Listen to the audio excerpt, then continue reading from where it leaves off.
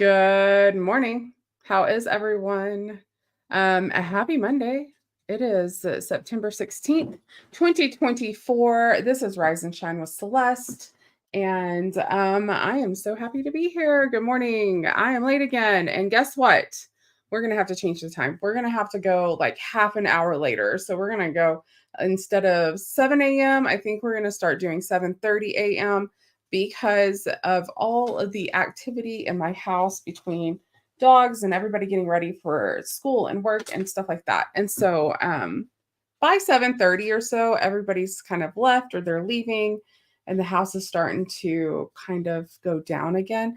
Like or get quiet. And I don't know what that I don't even know what I meant by that. Go down again. But getting quiet so that maybe I don't feel so rushed to get on or irritated that so much activity is happening or the dogs or whatever. So, again, good morning. Hello. So, I am live over on the other app. Good morning. And we are live over here on the Book of Faces. And I want to make sure that I'm being seen over there. So, I'm going to pull that up just real quick. Good morning. Good morning. If you are hopping on, please say hello. If you have not followed me, follow me. And if you're here, like probably this part, hashtag replay, all the things. Let's see. If you find value in this, please like and share. I would really appreciate that too. Let me tell y'all, I just God is really good. Like I just have to say, like God is so good. There's so much goodness happening. This year has been amazing. Good morning, Hope. Okay, no big deal. She says, can't comment much. I'm driving. I understand. So I think that I'm gonna have to start doing this a little later just because of all the activity in my house. So, anyways, we're gonna probably move it just a half an hour. So we're gonna probably start at 7:30 instead of. I've been shooting for 7, but that has not happened lately. So, hello, good morning. So I'm gonna pull up. Let me pull up StreamYard. Make sure I can see all the comments. We need to get into this. Good morning. We are doing our devotional this morning. Rise and Shine with Celeste. We are looking at Psalm 23 this week. So we're finishing up our study on Psalm 23 this week. I have a feeling, no, I really don't. I kept on kind of getting some nudges last week about a couple of things, but I don't have anything set in stone. I'm just moving my microphone set up a little closer to me. I don't have anything set in stone for what's our next study, but I really am loving actually having something planned, even if it's just a set of scriptures, because it's been nice. It's been nice. You know, I went through the book 100 Days of Believing Bigger by Marshawn Evans Daniels. I went through that the first of the year. So from about January until April, we were using somebody else's words. And there were a couple of times where I was like, this is not, no, this isn't it. But in that, I started recognizing, and I guess God was opening it up for me, that do you know how much willingness and courage it takes to write a book? See, I didn't understand it until I'm sitting there and I'm, going live with somebody else's book. And God just really opened it up for me. And I recognized that how much courage it takes and just to do it. And so as I was, studying the 100 Days of Believing Bigger and we were doing that, God opened that up to me. And I recognized that my story, I already have a story. I have a story. He's called me to tell my story. He called me from a very young age. Quit licking. So sorry, y'all. I have dogs over here licking. He called me from a very young age to write a book. I knew I knew I was going to write a book. Stop. I knew I was going to write a book by the time I was 9. I knew that I was supposed to write a book. But I'd been waiting, I guess, for like confirmation, validation, somebody to tell me to write the book. Yeah, he had already told me to write the book. Do you see what I'm saying? And so as I've walked through just taking the steps, letting him lead me this year, it's opened up this path that he'd always told me I was going to go down, but I never was willing to like just let him lead me down it. And when I gave him my yes, when I pressed live and I was doing this, like all the little pieces got put into place, and it was just for my willingness to move forward. Instead of waiting for somebody else to tell me to move forward, I just started moving forward because he told me to move forward. I wasn't looking for anybody else's validation. And it's opened up a world of opportunity and all kinds of doors, like connections, support, and it not even in a support of validation, just support. It's opened up a whole other thing where I don't. Yeah, anyways, it's been an amazing thing. Let's talk about it today. We are in Psalm 23. We are talking about this, guided by love. I didn't recognize, I didn't understand what that even meant. I'm think I just am now kind of maybe getting a clue about it. But guided by love and smacked over the head with discipline are two totally different things. And that's kind of how I viewed God and his rod and his staff that Psalm 23 talk about, is that like, be careful because you're about to get smacked over the head. Does anybody else? Anybody else felt that same like, be careful because he will just, rear back and hit you kind of thing? Or anyways, his discipline looked like harshness like that, and that's not God's character. Does that make sense? So anyways, let's pray. Lord, thank you for this time. Thank you for this platform, or all these different platforms. Thank you for calling me here and giving me the tools and walking me through learning how to do this so that I can teach others. In Psalm 139, Lord, I've read this and prayed this over my life just in the last few months, and you have exposed so many different areas that I was definitely walking in pain, but your word does not come back void, and there's so much goodness happening. There's so much sweetness happening. And so I encourage those who are listening to the podcast, or tuned into the live, or watching the replay, that they go to Psalm 139 and start praying this over their own lives also. But in Psalm 139 in the Passion, verses 23 and 24, Lord, I pray this over my life. God, I invite your searching gaze into my heart. Examine me through and through. Find out everything that may be hidden within me. Put me to the test and sift through all my anxious cares. See if there's any path of pain I'm walking on, and lead me back to your glorious, everlasting ways, the path that brings me back to you. I offer myself as a living sacrifice, and I encourage those who are listening or watching to do the same. Your will, not mine, be done. Your will, not ours, be done. Your will, not mine, be done. That does not mean that you do not care about the desires of our heart. So we get closer to him.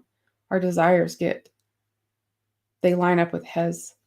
Lord, let me be like putty in your hands, where words like obedience, surrender, and submission are acts of worship and done out of love and not done out of religious obligation. In Jesus' name, amen. Good morning. All right. If you're just tuning in, please say hello. If you are getting anything out of this, please share, like, comment, bring friends on, like whatever. Just, I'm telling y'all, when there are going to be some that have been watching me, or are just now tuning in, or seeing me because somebody tagged you in the video. But here's the thing, is God is calling up an army of women. Do y'all hear me? God is calling an army of women to start shouting it from the rooftops, from the mountaintops. And here's the thing, social media is the largest mission field available. Do you have a call on your life? Has God put that on your heart? Yet you don't know where to start. You don't know where to start. You know you're an entrepreneur, or God's put that on your heart too. You don't know where to start with your entrepreneurial journey. You have a story, an adversity to advocacy story, or you have something that you've been trained in that you are just so passionate about, and that you see that there is such a need for people to understand that there is another way, that there is healing, that there's so much fruit to be had within our lives, yet we're all walking around like zombies sometimes, right? And so, if you have that call on your life, let me tell you, I can help. I might not be able, like, I might not be called to everyone, but those women that have a story, those women that know that God are calling, and especially the ones that are, God is calling you to social media, because it is the largest mission field. Do y'all recognize that social media, we have the power of life and death in our tongues, and I'm telling you that the enemy uses it to like so discord, division. Who else is seeing it in their feed? The division, especially in America right now, and I'm sure around the world. But like for me, I know because Texas, American, so much division. Well, um, well, God uses all things together for the good of those who are called according to his purpose. Technology, social media, your story, all of that. Is he calling you to use it? Is he calling you to use it? Has he put an entrepreneurial spirit in you? You want to use your story. You want to tell your story. You don't know how. You also don't know how it's supposed to work. How do you get paid for that? Let me help you. Reach out to me. I'm the founder of the Soul Sister Project too. You can always look that up. I do have, like, I'm still working on my websites, but they are coming together. So I will have some forms and stuff available on celesteouter.com and the soulsisterproject.com. All right, let's talk about it. Guided by love. Guided by love. All right. See, I always had a picture when we talk about Psalm 23:4, especially when it talks about the rod and the staff. They comfort me. And I'm like, what the heck?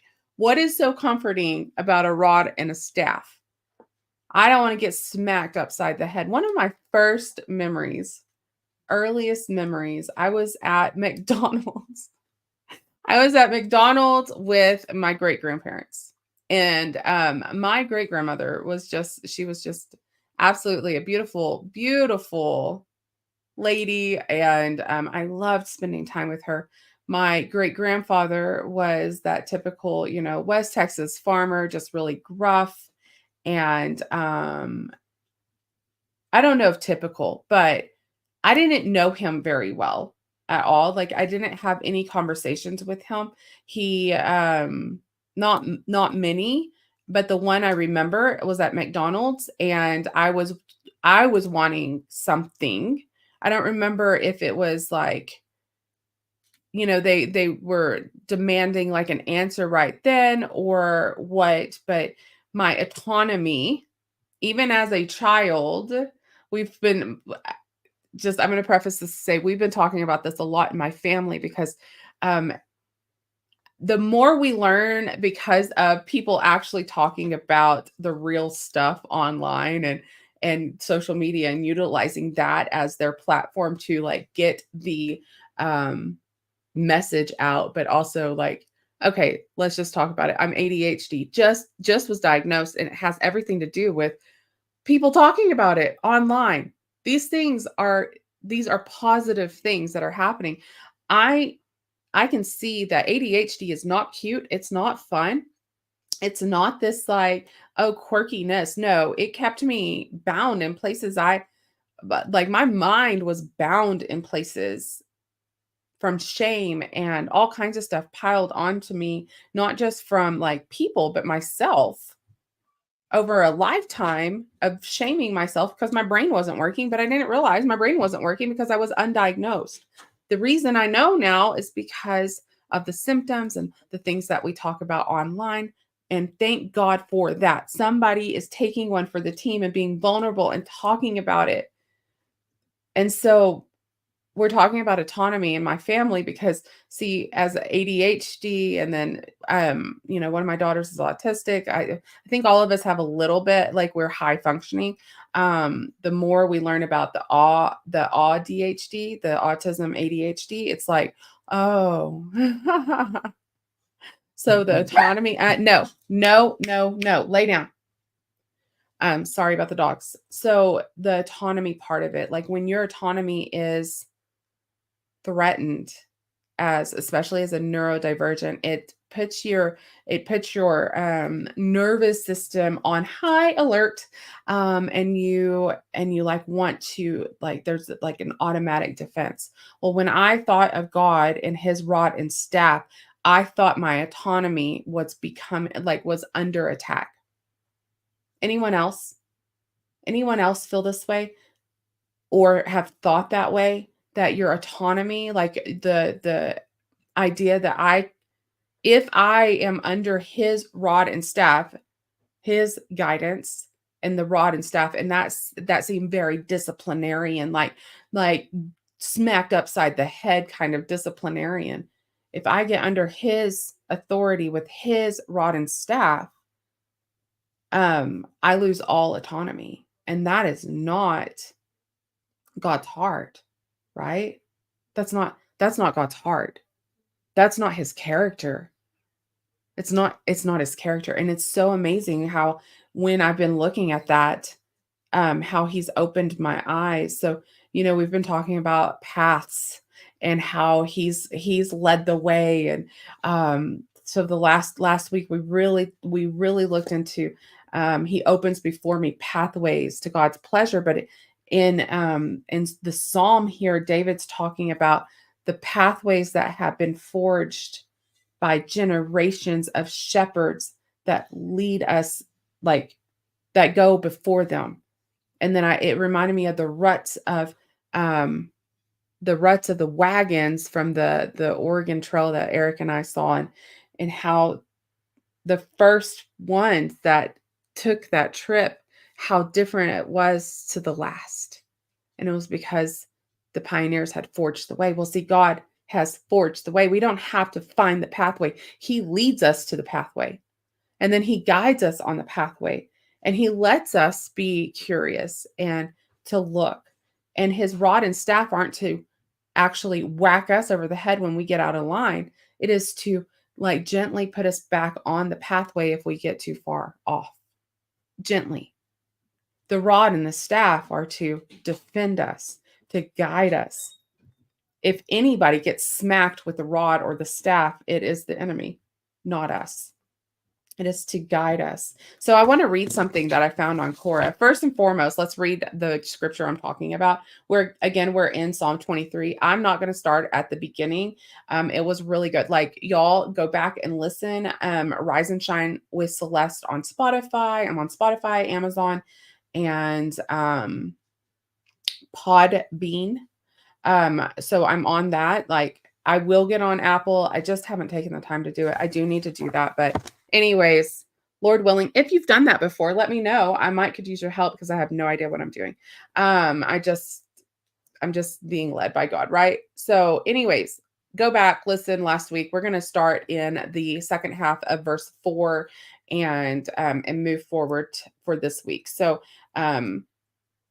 verse 4, this is the beginning of it. It says, Lord, even when your path takes me through the valley of the deepest darkness. So we're talking about the valley of the shadow of death, okay? Fear will never conquer me, for you already have. He's already conquered us. Fear doesn't have to. It loses its like ability to keep us bound in places that we're not meant to be bound in when we surrender that need to, like, look around, figure it out, and try to get out of that darkness. And this was what I was saying at the beginning or last week was that I can just imagine right here when you're walking through that path that takes you through the deepest darkness, that dark night of the soul, deepest darkness. Anybody been there? Anybody been there? Because I have. I know we all have had these moments. We call them rock bottoms sometimes. But it's those moments of the dark night of the soul. See, I didn't know that we were going to go, like, I didn't know as a Christian, as a believer, as a Bible reading Christ follower, um, that I was going to walk through a dark night of the soul as a believer. I thought my rock bottom was before Christ, and then there was an after Christ. But what I learned was even in your walk, there is a before crisis and after crisis. I'll never be the same person I was before the crisis, but I can absolutely choose to get better and not bitter. I can leave a victim behind and stand into victor. But after crisis, what do we choose? The dark night of the soul is to put your forehead to his shoulder blades and walk and let him lead you. Put your blinders on and go. And that's not to say to forge him, like push him ahead. It is just to keep your eyes down and you're focused on that little bit of path in front of you that he's leading you down. Anyone else been there? And it's such a weird place to be. And not many people are willing to go down it. Right? So it talks about that. And then after it says, fear will never conquer me, for you already have. This is it. You remain close to me and lead me through it all the way. All the way. And not just in the darkest part of it, but all the way. He's forged the way. He leads us through the way. We don't have to find the path. He leads us to the path and he leads us through the path to greener pastures. We get to go and have a rest, and then it will be time for another walkabout down another path, right? But thank God he's already been there and he knows where he's going. So it says, you remain close to me and lead me through it all the way. Your authority is my strength and my peace. This is where it in any other version other than the Passion says, your rod and your staff, they comfort me. Your authority is my strength and my peace. Do y'all see the difference here than what has been kind of the vision that comes to my head when I see rod and staff, and I'm like, oh my gosh, he's about to whack me upside the head if I get out of line, right? Because we're all like, I don't know about y'all. I've had both experiences with my kids, the whole like, let's talk about like public school. All right. So this is the vision that's going right in my head right now about the rod and the staff and how that kind of like this whole thing, right? We've been indoctrinated into thinking that we have to stay in line, keep our hands to ourselves, and like march through the hallway. Just put yourself back in the kindergarten. Keep your hands to yourself, keep your mouth shut, and walk in line. Don't get out of line, right? Or there will be a price to pay. Anyone? Indoctrinated. Good morning, Mandy. Good morning. Good morning. So we've been indoctrinated in that way of thinking. And so we think that if we get out of line, we're about to get smacked with the rod or the staff, right? But that's not God. I've seen the other side of it with homeschool. I homeschooled my kids for 4 years through high school, junior high and high school. I have one that's she's a senior this year. This is her 3rd year back into public school. But my oldest, we homeschooled her from her 9th grade year until she graduated. And I've seen the difference. Okay. So we homeschooled before homeschool was cool, but even through like 2020, like we enjoyed 2020 because we had been prepared for it. Others were like, what is this? Right. Well, we had been prepared for it, but see, we were already doing it differently. We didn't get on Zooms 8 hours a day and have somebody talk at us and still call it learning. We were out and about, and we would take long drives, and schooling looked different than the indoctrination of public school. And um my kids weren't afraid. And even Emma, she's not afraid of people because she wasn't indoctrinated to be afraid of people. She's so outgoing and willing to just go up to anybody and talk that, there's people even in the government that know Emma's name because Emma's ability just to not be intimidated by authority. Do y'all hear the difference? In kindergarten, we are like cattle called through the hallways, indoctrination. And by the time we get to our senior year, we are taught to be intimidated by authority because of the abuse of power man has put on authority. But God is not man. God does it differently. If you get out of line on the path, do you know what he does? He gently leads you back. He doesn't whack you on the side of the head to get you back in line. He doesn't shame you and embarrass you in front of your colleagues or your peers for behavior modification. Do y'all see this? Can you see it? His rod and staff, they comfort me because I'm not afraid of them.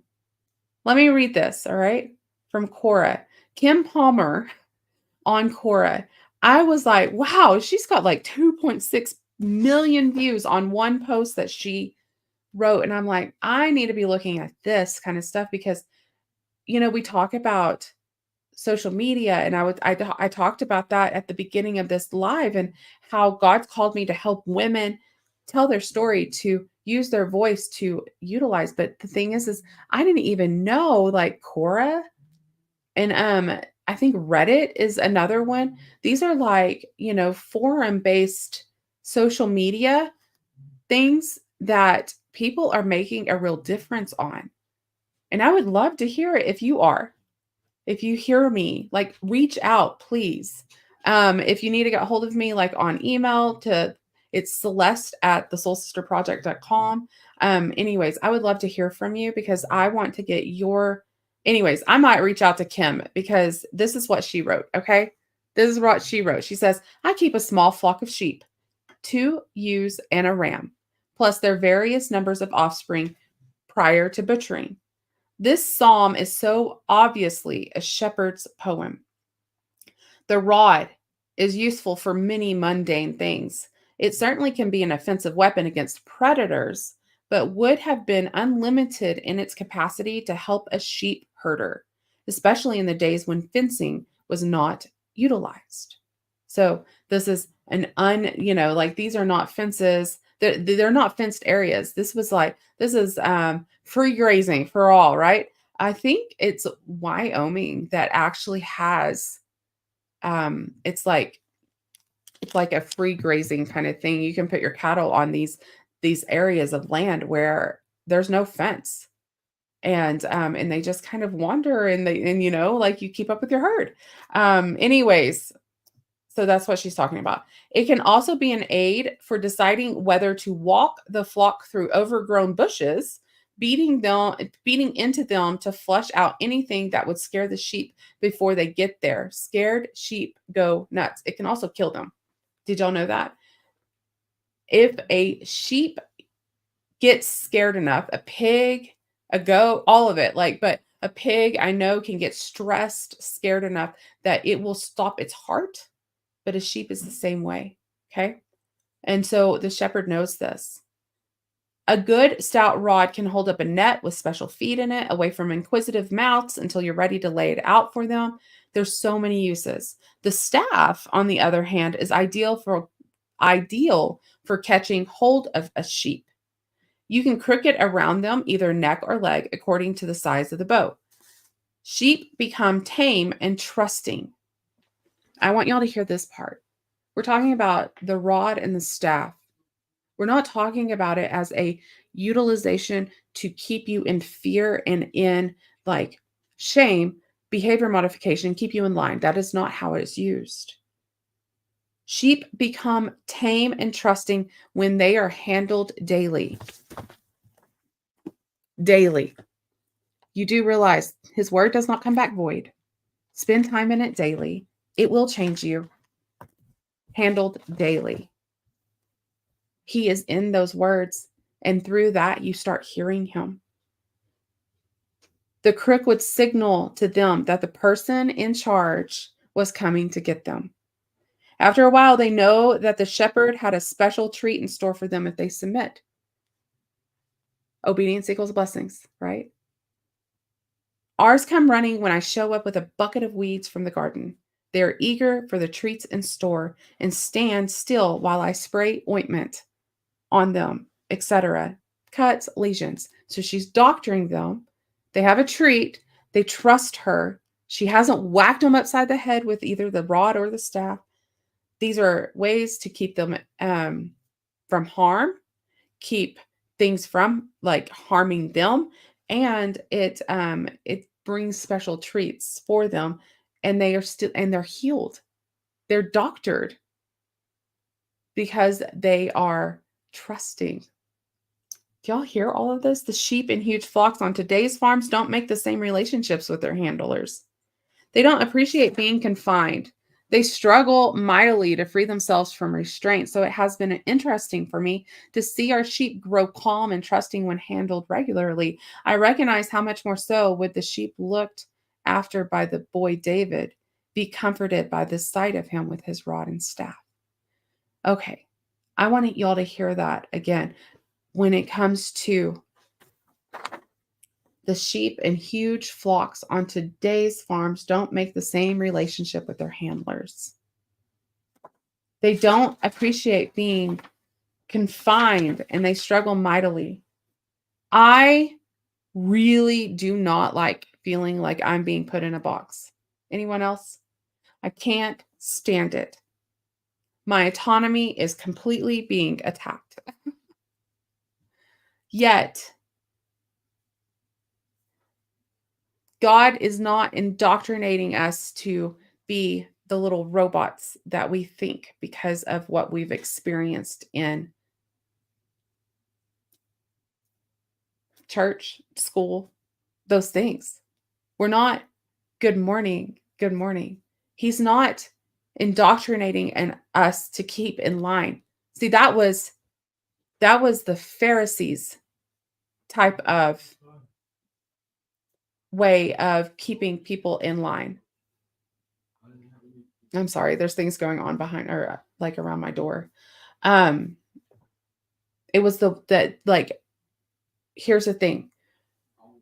Indoctrination, staying in line, and all those kind of things. Like if you think back to kindergarten and if that's what conjures up in your mind, or if that's the vision that you see when you hear about the rod and the staff, is to like get in line, stay quiet, keep your mouth shut, and just be like everybody else. See, that's not God's heart. That's not God's heart.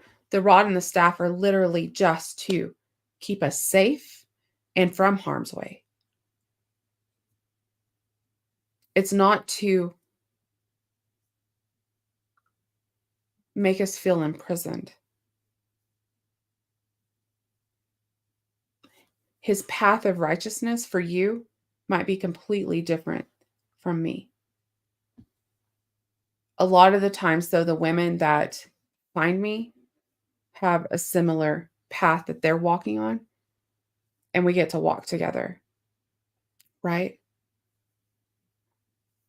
Isn't it amazing how he can utilize technology, social media, things like that, that can bring women with a similar calling, a similar um, passion together on the same path. And how did you get here? See, my dark night of my soul had, I lost my mind. But see, I didn't realize I'd really never had a total, I had never given him access to heal my mind either. I didn't realize I needed healing in that area until I lost every grip of reality and white knuckled sanity that I had um, been holding on to for so long. The we don't talk about it. We didn't talk about it. We're starting to talk about it because people just like me and some of you are getting online and sharing the real deal. That in itself can be looked at as his rod and staff, right? We're not whacking people upside the head with, thus saith the Lord, repent or whatever. Like there are some people like that, but I'm looking at you right now. Like I know I'm sitting in my, but I need you to hear me when I say this. I'm saying it. God's character is not to knock you upside the head and use fear and shame to intimidate you to get back in line. Yeah, whack them with the truth. I've been whacked with the truth before, and let me tell you, it put me in a place that made me question everything, and I felt so demonized. And that was never God's intention. It was never God's intention. He wants us first and foremost to love him, love others, and in the messy middle, you have to start to learn to love yourself. Because see, the thing is if you don't learn to love yourself, you can't love others. Not truly. No, never to condemn or shame. His rod and staff, they comfort me because they bring me peace, knowing that he is for me and he's not against me. He's not going to whack me upside the head. He's not going to whack me upside the head if I get out of line. He is going to gently put me back on that path. And he's going to also reveal any path of pain I'm walking on. We recognized that it was been a couple of weeks now where he unlocked a new level of fear in me, that sounds so like, I don't even know. It sounds almost scary, but let me just go there for a second. He unlocked a new level of fear in me when he showed me that I've been holding on to and allowing the fear of being overwhelmed become his voice in my life.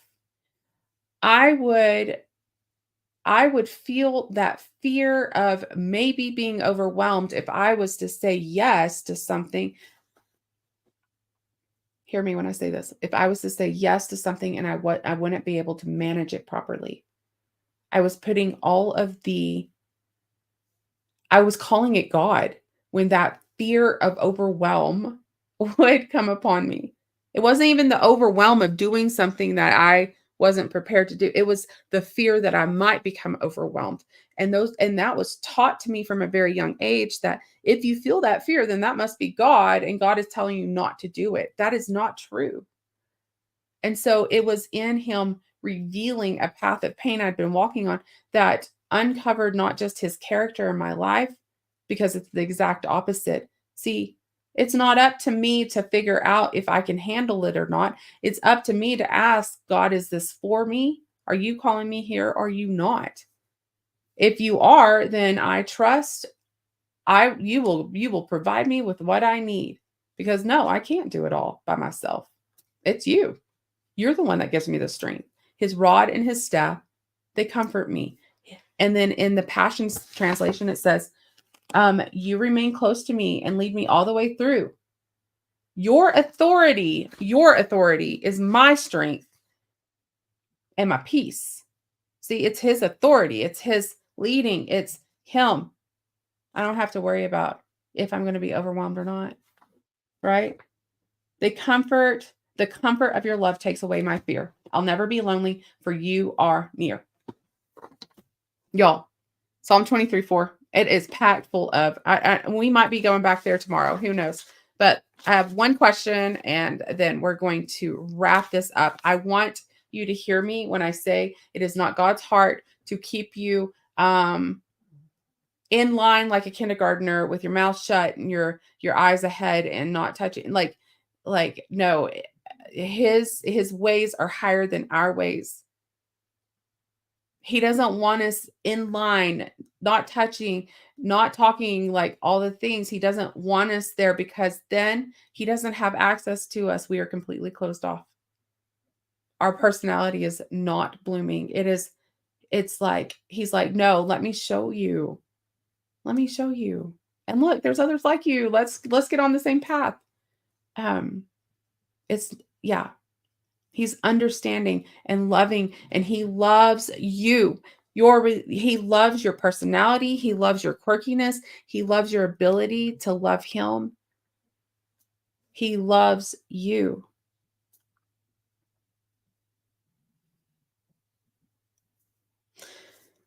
All right. Let me just let's go there. Let's go there. I need y'all to hear this. Let's go there. And I'm not saying that you have to put it in the comments if you don't want to, but let's go there, because this is where the true healing and happens in your life, is when you allow yourself to go there and be vulnerable. So let me ask you a question. In what ways have past experiences with authority shaped your understanding of God's discipline? Go there. In what ways have past experiences with authority shaped your understanding of God's discipline? Was it abuse of power?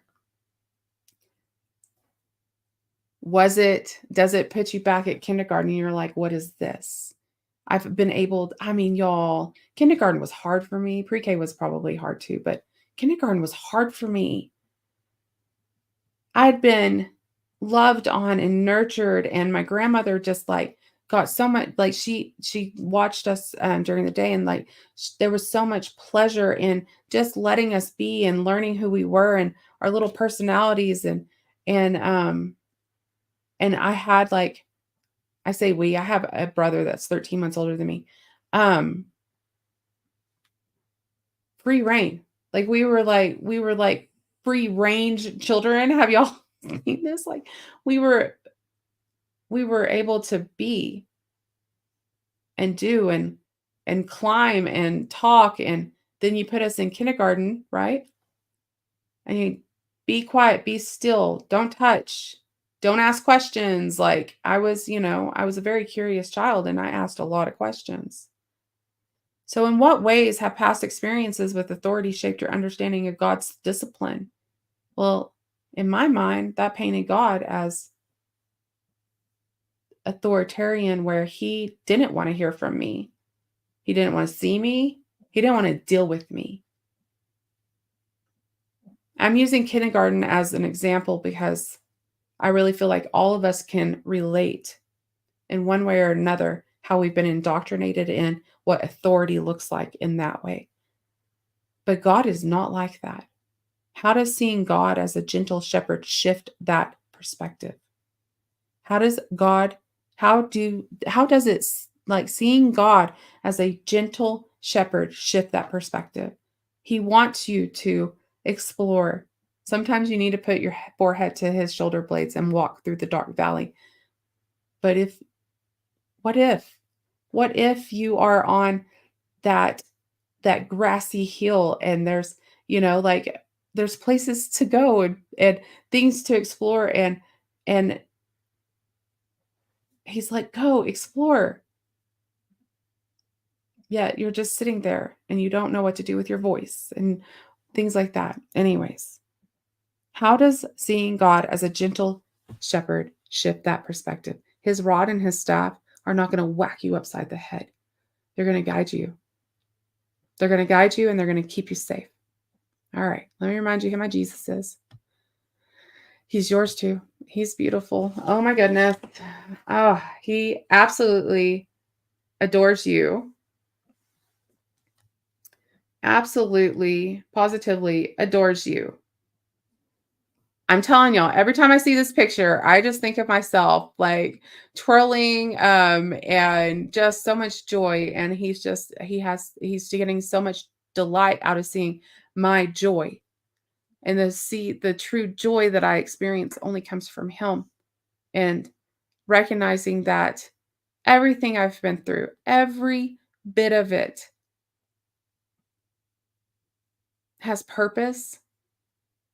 And in none of the painful moments where people did not treat me like he would have, doesn't mean that it came from him.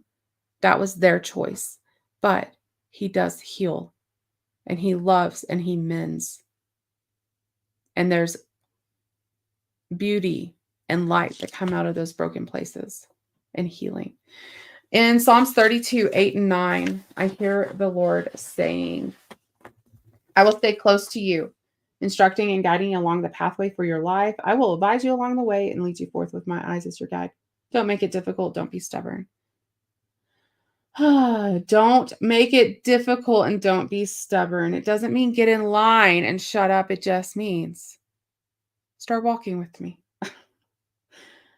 Don't make it difficult. Don't be stubborn when I take you where you've not been before. It's an adventure. Don't make me tug you and pull you along. Don't make me tug you and pull you along. Just come with me. That's what he says. All right, guys. Love y'all. See you tomorrow.